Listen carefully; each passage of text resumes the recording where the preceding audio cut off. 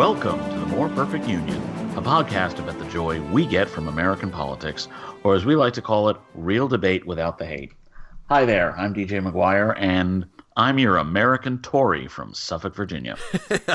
I'm Kevin Kelton. I'm your progressive Democrat from Los Angeles, California.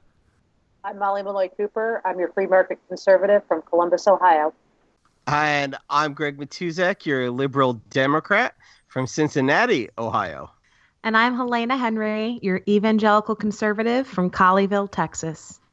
With over 400,000 downloads, The More Perfect Union is one of the fastest growing political podcasts in the nation. And that's true. The More Perfect Union can be heard on iTunes, Facebook, and at our website, moreperfectunionpodcast.com, where you can also find host bios and commentaries. So this week, we are missing Cliff and Rebecca, and I'm not swearing that they are not meeting with Russians, but I'm pretty sure that they are not meeting with Russians. So that pretty much makes them just about the only people in America not meeting with Russians, it seems. I want to ask everyone here, can anyone say for certain that they did not meet with any Russians in 2016? During the campaign. I watched a lot of The Americans, so I don't know if that counts. That does count. I have like 400 students a semester. Some of them are bound to be Russian. One of the guys I work with is a Russian expat. Really? Well, I know I have been eating a lot of sandwiches with Russian dressing, so there's that.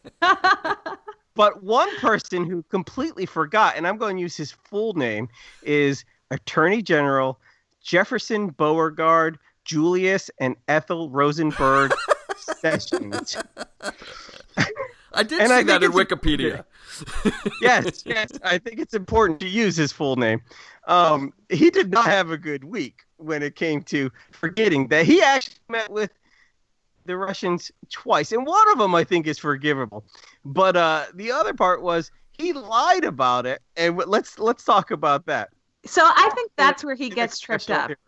I think that second piece, the less than completely truthful answer, is what's problematic. I don't think the meeting with Russian ambassadors in and of itself is an issue. If you think about his position as a member of the Armed Services Committee, that's something he should do. And I think that the outrage and the response to Sessions meeting with the ambassador was a little premature because it then came out that everyone else in the world also does the same thing.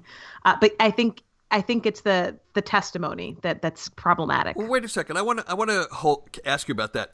I've heard some Republicans on television say, "Oh, lots of senators meet with the Russian ambassador all the time." Then I heard it said that very few senators meet with Russian ambassadors. So which is it? Which is correct? Well, think about what an ambassador does. Yeah, it's not meeting with senators. Well, it could be. Why? It could be. Why are they meeting with the Russian ambassador? They run in those circles, and apparently Schumer very friendly with them. No. Schumer had his picture taken at like a circus with this guy. Has nothing to do. We're talking about 2002. Schumer was just a backbench senator then, and he had his picture taken in public. Please, Molly, let's not play that game. Claire McClaskill said I never did, and then she did. Well, she's different. Too. She's different. Manchin says he has. So a lot of people meet with Russian ambassadors. But the other question is, does it make a difference what they talked about? Would it make a difference? Of course it would. Well, right. If they talked about the campaign, if he said, "Hey, comrade, we like your chances in this campaign." Well, I think they still say that. Hey, comrade, we'll have more flexibility after the election or something along those lines. Right. And yeah. What are your plans with the Obama sanctions? Yeah. Yeah, would that be? And the only thing we have right now is the word of Mr. Beauregard Sessions. Yeah. First of all, let's really deconstruct this. First of all, let's go back to what they call the innocuous meeting, which took place in June at the Republican convention. What was a Russian ambassador doing at the Republican National Convention? That's my first question. You know, everybody says, like, he was there. Why? And it happened to be, by the way, in a year when, for whatever reason, the Trump campaign wrote the most Russia-friendly platform in that party's history. So when people say there's no evidence, there's a lot of circumstantial evidence. There's a lot of inference here, and I think valid inference, that there could be something to this. No, we don't have the smoking gun yet. No, we don't have the transcript. But to pretend that this is like the most innocent stuff in the world and people are somehow tar and feathering Jeff Sessions, if it was so innocent, why did he evade the truth under testimony twice? Everyone needs to be quiet about this for a minute here, except for me, of course. And here's why. For as long as there has been Republican conventions, except for 2004 when there was a spat between George W. Bush and Michael Howard, the leader of the Conservative Party has always been welcome and has always been welcome to attend. And nobody batted an eyelash. In the year 2000, the Canadian ambassador to the United States, who was also the nephew of the Prime Minister of Canada, openly stated that his government would find it easier to work with Al Gore than with George W. Bush, and nobody batted an eyelash. Why? Because Canada and the United Kingdom are our allies. The issue here is not what this ambassador did or who said what. It's the fact that this is Russia we're talking about. This is Vladimir Putin. This is a regime whose interests are inimical to our interests, whose interests are inimical to self-determination, and whose interests are inimical to democracy across the world. The problem here is not about various contacts or anything like that. The problem is we have an administration that wrongly considers Vladimir Putin and that regime as an ally when it should see it as a rival at best and a Cold War-ish enemy at worst. This is a weak administration. This is a naive administration. And all of these discussions about who met with this ambassador here, when, and whatever, it's worse than a crime. It's a blunder. It's a mistake. It's a drastic foreign policy mistake. And the problem here is not that it's this ambassador or that, or this meaning that. It's that it's Russia. And that our officials, particularly officials in the party that I once called home, should know better than to think that we can offshore our foreign policy to Moscow. We used to know better than that. Well, I agree with what you said, DJ, but the real problem here is that the Russians tried to influence the election, and they, in many people's opinions, did affect the outcome of the election. That's debatable, but many people think they did. I'm actually going to agree with you that their desinformatia campaign had an effect.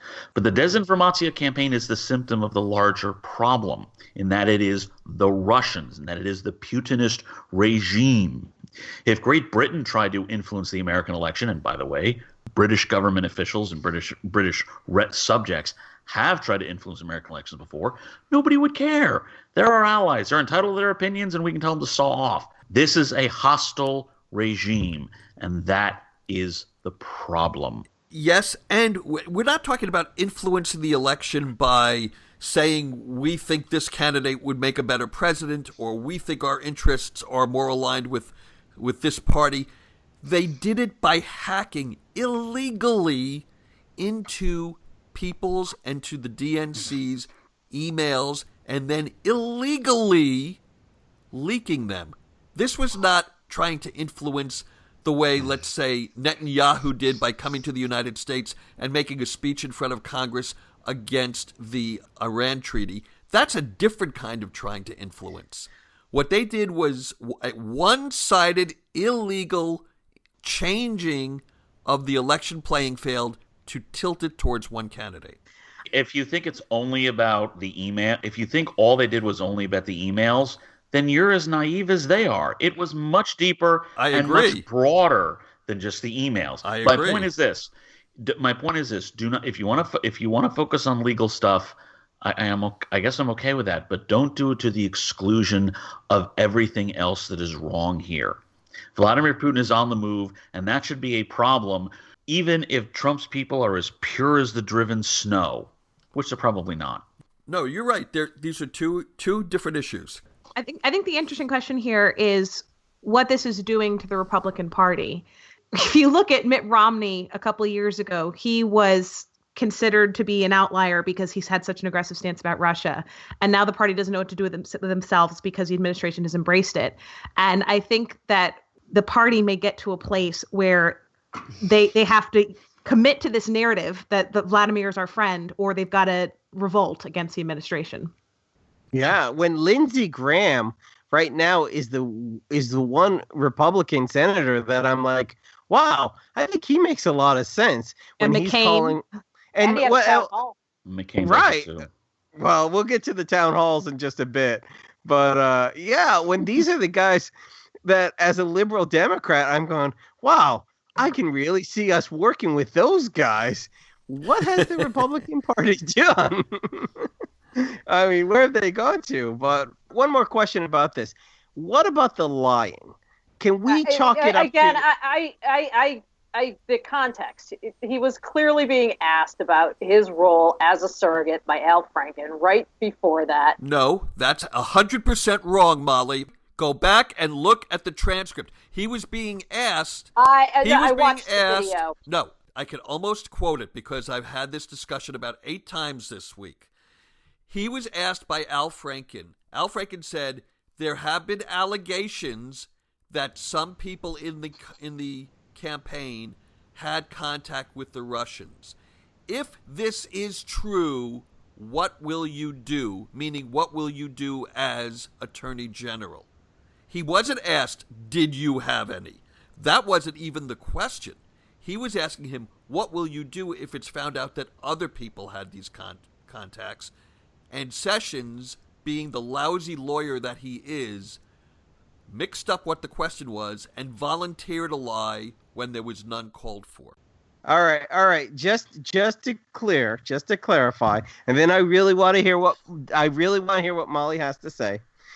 He said, now again, I'm telling you as it comes out, but if it's true, it's obviously extremely. If there's any obvious evidence that anyone affiliated with the Trump campaign communicated with the Russian government in the course of the campaign, what will you do? That was the question. Okay. Right, and that means what will you do as Attorney General? Do we all agree on that?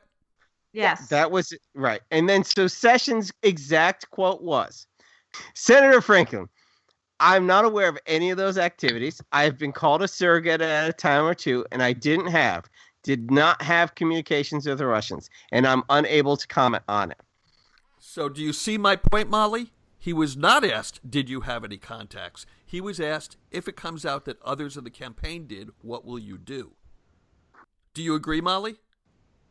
I agree that that's what he was asked, but, in terms of being able to remember who you talked to in the last year, when you talked to thousands of people in your capacity as a senator on the Foreign Relations Committee.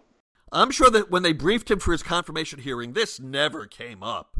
Nobody would have mentioned to him anything about Russian contacts. Why do you lie about something which is public record, where your calendar is that? You tell me. The President of the United States doesn't even let that slow his lying down. Right. And he also did it, by the way, in the written questionnaire that they gave him that apparently he filled out online. He also refused to acknowledge that he had had 2 meetings with the Russian ambassador. I don't remember the specific word of the question, but it was, hey, have you met anybody in the Russian government? Have you met anybody in the Russian government at all? And he said no. Right. And that was an open book test. Okay? That was not on the spot, oh, gee, my memory lapsed. It was take home. It was take home. Look, take home tests can be harder in his defense because the bar is higher, I actually prefer a closed book test. So, I don't know whether Jeff Sessions had some nefarious contact with anyone in Russia or anyone in the Russian government, but I do know that he gave false information twice to a committee of Congress under oath.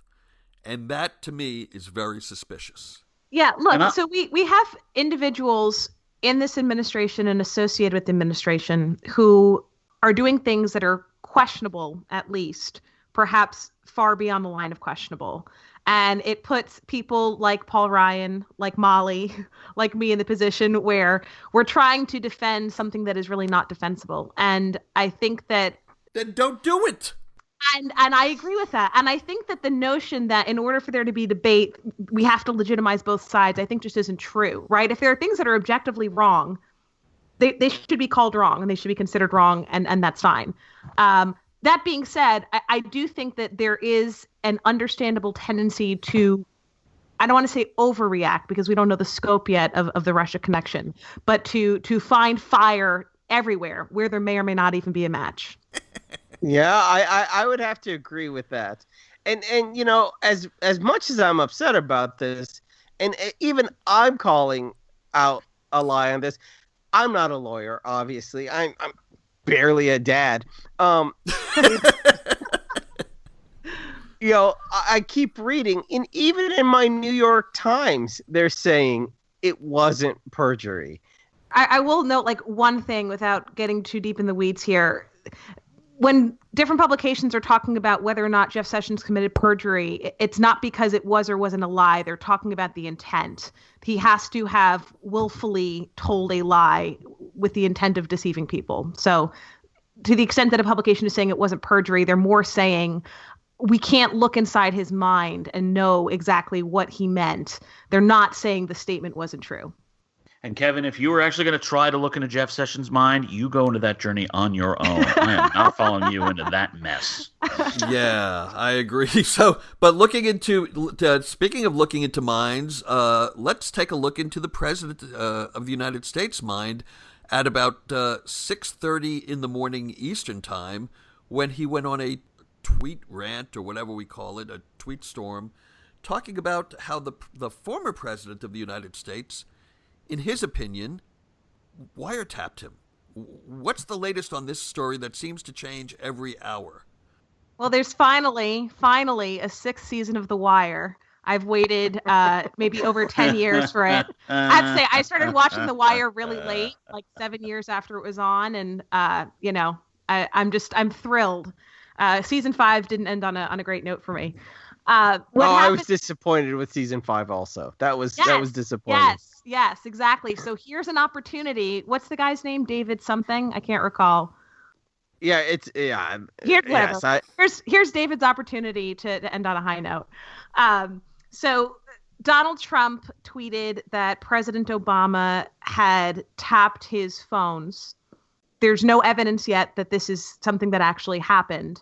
The interesting thing is there's two ways that President Obama could have gotten a wiretap, neither of which were likely. The first was pursuant to the Foreign Intelligence Surveillance Act, where he'd have to go to a special court and get a warrant there. And the second is if he was in a regular court, just showing he had probable cause that there was criminal activity. Those are two ways in which you could get a legal wiretap. Sure, and I guess, you know, he, as the president, he could have gone and gotten an illegal. But I mean, that's kind of, science fiction-y, isn't it? Let's step back for a second. If we want to go down the road that Donald Trump is maintaining, that the Obama administration somehow illegally tapped his phones, the only way he could know that is if he knows of or has heard transcripts of those calls. So what does that tell us? You know, I don't know where he got this information in the first place that a wiretap existed. But, I think it's a Mark Levin theory. I haven't heard the Mark theory, Levin theory. Oh my God, that has less legitimacy than this show. I didn't place any credibility on my answer. I just gave you an answer. So the last breaking news from about an hour and a half ago is that Jim Comey is now telling the Justice Department that he wants them to affirmatively deny this, and they so far have not. Right. Well, let's look at that, because I'm glad you brought that up, Molly.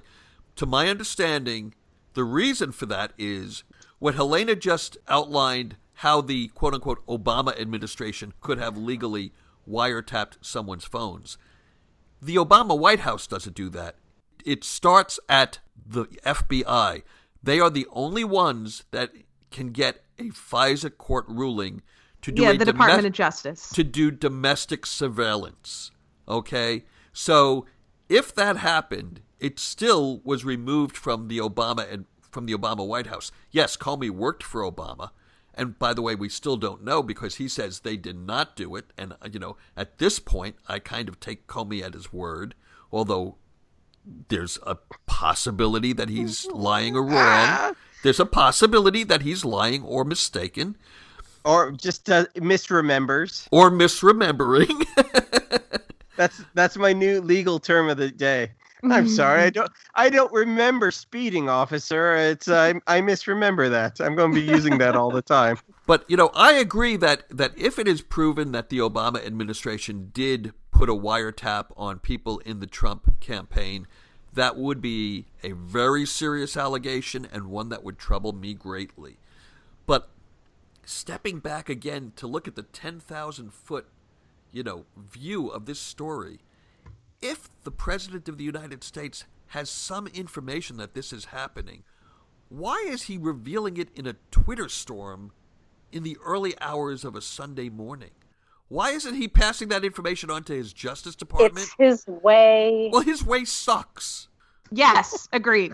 I mean, we know the answer to that question, right? We know there's like a narcissism issue. We know there's some perhaps mental instability. I think the more interesting question is, why would President Obama do this in the first place, right?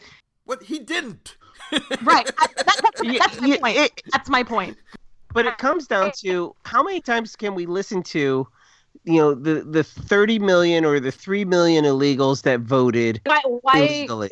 Right. That was never How true. many times are we going to believe a man who has lost all credibility? Is what you're saying? Well, I think. right. And how many times? I'm still firmly on zero, Kevin. I can't speak for everybody else. Well, no. I mean, if he has this information, if he has a book of secrets, that if there is somewhere along the lines that he has this information and then just decides not to share it with us, if he had a voting record, and I would love to know it because I hate being deceived, and I hate even more being deceived by my own party. Awesome, tell us. But each time he does one of these things, and he says this, whether it's illegal voting, whether it's what was the other ones? How he won by so many votes, or the size of his things, and he keeps telling us, and he's wrong, factually wrong, and he won't give us the information to back it up.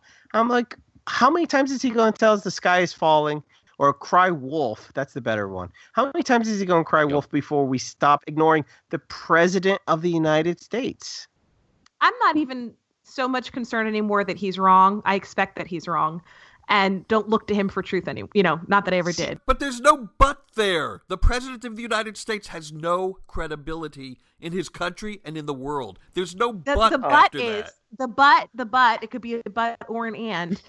What I am more concerned about is judgment. If you look at this 6:23 a.m. wiretap tweet, right, and you juxtapose that lunacy to what's happening with North Korea and how they're developing intercontinental ballistic missile technology, I hope that people in the Republican Party are going to get to the place where they say, we are so pro-life that we actually care about the lives of people on this planet, and we think that the person who's sitting on the toilet tweeting at 6:23 about a bad, sick president who wiretapped him isn't the person who's equipped to handle a threat like North Korea. And yet the new president made a speech to a joint session of Congress this week and was able to convince a lot of people that he was all of a sudden presidential. And this is something I have really mixed emotions about, because for 1 hour, and it was actually it was almost 48 hours, there was no scandals, and for 1 hour our president talked like a president. And our bar is so low for this man right now that we were just amazed and blown. His approval rating on CNN went up to 72% for that 1 hour. I mean, they were like, oh, we were really impressed with you, that you could put words together good. His approval rating did go up. 72% of the listeners liked the speech. Right. Excuse me. You're right. I apologize for that. Was including Dan Jones. Including Dan Jones, right? So I don't know. That 72 could bump it up a couple points just for him. I mean, I think the problem is what you're saying, Greg, that he didn't throw up on his shoes for an hour and we're all applauding. Right. The response from Van Jones and others was this is the pivot. This is the pivot that we waited for over a year. Here he is. He's now a president. And I personally watched it in shock and awe. But the problem with our new 6th season of The Wire is it demonstrates he can't hold it. He can't keep it. And so one question I would have for Molly, juxtaposing the joint session address and her comment about picking him over Hillary, is why. And I say this, Molly, as someone who did not vote for Hillary, thought I would never vote for Hillary, and have recently been grappling with the question of what should I have done. Excuse me, Molly, I'm going to ask that you not answer that question because I'm going to declare it irrelevant because the 2016 election is over. Is there a Democrat out there, Molly, for whom you would vote over Donald Trump if they were nominated in 2020? I would have voted for Jim Webb. Yes, Jim Webb killed a man. It's a start, people. Jim Webb will probably not get the nomination in 2020, but Molly has revealed to us that yes, she does have an open mind, and she is willing to at least consider whom the Democrats nominate. And we can't forget that, because for all the crazy nut jobs in the Wonder Bread white Midwest who probably gave Trump his victory, there are voters like Molly, also in the Midwest and throughout the country, and I think there are a lot more of them in the Sun Belt, but that's just me, who voted for Trump but who still have an open mind depending upon who we as Democrats and Democratic allies put forward in 2020, and we cannot forget that. And I would say, instead of beating poor Molly up about her 2016 vote, we should concern ourselves with how we can possibly win her over in her 2020 vote, because that's actually something we can do something about right now. I'm still thinking there's going to be a contested Republican primary in 2020 as well. Really? Really? Yeah. Oh, wow. Okay. Who do you think's going to run against the Trump Meister? If it continues to go as it's gone, I mean, there could be a whole nother crop of 19 people, including some of the people that were there before, including Rubio. This is my inoperable tumor theory, right? Holding out hope, the Republican Party recognizes Trump is like an inoperable tumor. Once you can excise him, they will cut him out. And it's the best thing they can do. They can say, look, we honored the will of the people, but we've got to move in a direction that's, lawful. So yeah, you could end up with a contested primary in that way. The reason I think, I won't say her name, but the reason I think the question posed to Molly is interesting is it speaks to the soul searching that Republicans have to do about their core value system. So if you look at, for example, the Christian right, there's some real division, as I know we've talked about, and also questions about what do our fundamental values mean. So if I say I'm pro-life, right, to what extent do I weigh that against other considerations like competence and things like that? And these are questions that Republicans haven't had to grapple with before. So I don't know that Jim Webb really answers that question. No, it doesn't. Because, that's like me saying, I could vote for a Republican if Jacob Javits or Olympia Snow run for president. Right. Yeah, I'll vote for them. Right. I mean, Jim Webb is so far outside of, the 90% bell curve of the Democratic Party that this is nothing against you, Molly. I'm just saying it doesn't really. No, I understand. It doesn't really inform the discussion. And to be fair, where Webb is, my impression of Webb, and I can't believe we're actually talking about this guy, is that where he is on the political spectrum, actually, I'm surprised, because he is more a social conservative than economic conservative. On economics, I think Jim Webb is terrible. He's just as protectionist as Trump is. He's just as big government as Trump is. He's better on foreign policy. But in any event, I guess... But why are we talking about this, man? Why aren't we talking about Lincoln Chafee? I mean, it's just silly. You know what the Democrats will be looking at in 2020? Do we go so far? Let's go back to Olympia Snow. Oh, you know what? No, not Olympia Snow. Yeah, I love Olympia Snow. Here's what the Democrats will have to decide in 2020. Do we go so far to the right that we nominate Elizabeth Warren?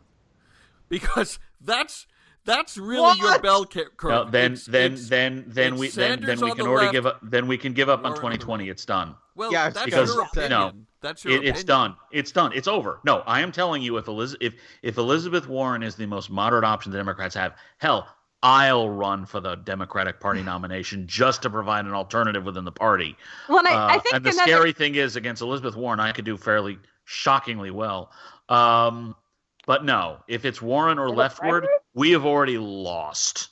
I think another interesting question is also, in the Democratic Party, is it going to be an establishment candidate that's ultimately going to carry the day, or will it be a change election?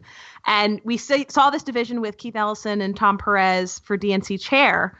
And, it went out in Perez's favor, the establishment's favor. And we see the rancor in the debates with the Bernie bros and people like that. But the interesting thing here is Obama is an establishment candidate, is as establishment as you can possibly get, because he was the president for the last 8 years. And I get the impression that everyone would support Obama. Everyone would do Obama for a third term. So I'm curious to see what direction the change versus establishment divide goes in. Can Obama come back and run again? No. 22nd Amendment's clear. He can't. And there's no chance that we'll change that at any point, or... Well, I'm sure that the Trump administration would like to open that sucker up, but okay.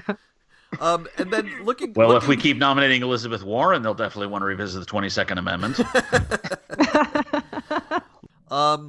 Looking ahead this week, among the other things that may come down the pipe, or down the pike, as they say, is the ACA replacement bill, which Rand Paul went on a hide-and-seek hunt for this week, a scavenger hunt in the halls of Congress, and apparently couldn't find the draft bill anywhere there. And also the new immigration order may come out this week. So I'll put both of those things on the table and let you guys discuss whichever one you want to first.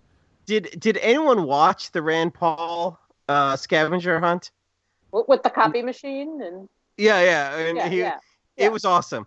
It was where he was knocking on doors going, is it in here? No. And he had the TV crew. It was like better than Geraldo Rivera's hunting Al Capone's vault. I mean, it was awesome. I mean, except it was our individual freedoms and how politics works. Right, but it's funny how these things like repeat themselves, because again, it's like the dropping of the 2,700 page bill at the very end, and we have to pass the bill to know what's in it. And right. I mean, all that it's right, and we're Rand at that Paul, point, so. I mean, it was just fascinating that a Republican senator couldn't get to see their own bill. I mean, and it's not like he's... Oh, wait, he did run for president. I mean, and he did, better than I did when I ran for president. So he was fairly successful. It was fascinating. I mean, yeah. Or sad. No, it was sad. It is political malpractice, frankly, that the Republican Party has spent this much time, has spent essentially 7 years since the ACA, or as I still call it, the UCA, its enactment in 2010. It's been 7 years, and they still have not been able to coalesce around an alternative. This is, however, a warning. Complicated. Yeah, exactly. This, however, is a warning for Democrats, though. In terms of, for the most part, Democrats have basically been screaming, no change, don't do anything. Democrats should have their own alternative. They should say, we'll tweak this here, we'll change this there. They should have something, because what this essentially is the Democrats looking into their future. When they ever do regain power, they do not want to be in a position where they go, okay, we're going to get rid of Trump care, and we have no idea what the heck we want to replace it. They need to coalesce around something themselves. Maybe not now, because it's early, but perhaps in 2018 and definitely by 2020. The Democrats need to have a health care alternative and a health insurance alternative, because they're two different freaking policy areas. Yeah, and the problem here is conservatives are really split over what they want to do. There are some who say get rid of Medicaid, don't do the expansion, don't replace, just repeal. And the Koch billionaires and some others are putting a lot of weight on that end of things. And then there are others who do want to replace because they recognize that their constituents would be harmed if they just totally dismantled the whole thing. I know that we mentioned the immigration ban, so I'll just note our latest updates there are Iraq has been removed from the list, or we expect it will be removed from the list.